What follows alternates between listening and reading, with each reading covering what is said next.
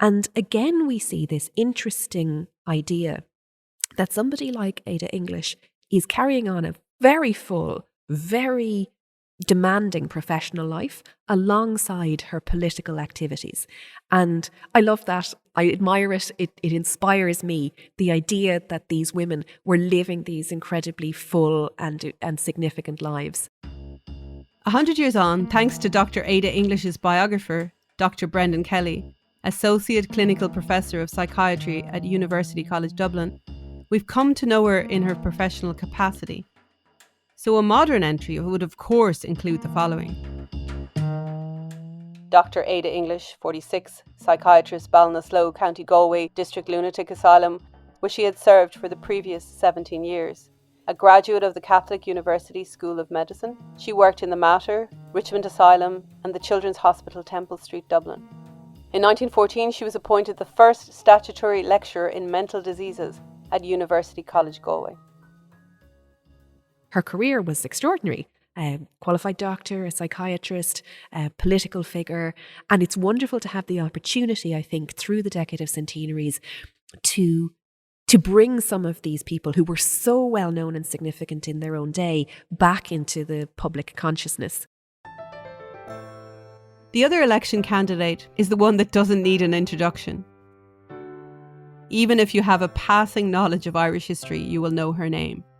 There's an extant election flyer from the 1918 election in the holdings of the National Museum of Ireland. It has her full title, Constance de Markievicz. Later she used Madam Markievicz. The contents of this election flyer are interesting, as it speaks to potential voters about her conversion to Catholicism. It does not give any outline of her life to that point. Perhaps she was too well known for that. Or maybe they wanted to gloss over the fact that she was a member of the landed gentry. The fact that she was an artist, an actress, may feature in modern biographies, but we have an actual election flyer from the 1918 general election. And it just focuses on her conversion to Catholicism. One just imagines that this handbill was being distributed outside masses. She was elected in 1918, the only woman to be returned in the general election to the House of Commons. All those who had campaigned for women's suffrage in England, Scotland and Wales, she was the one elected. For St. Patrick's Ward, Dublin. She was an abstentionist who did not take her seat and became a member of Dáil Éireann. Like someone so well known, she would not have needed much of an introduction. Her election description could have read along these lines: the only woman sentenced to death for her part in the 1916 Rising. The only woman elected in the general election of 1918. The first cabinet minister when she became Secretary of Labour in the first Dáil Éireann, when it was a proscribed organisation.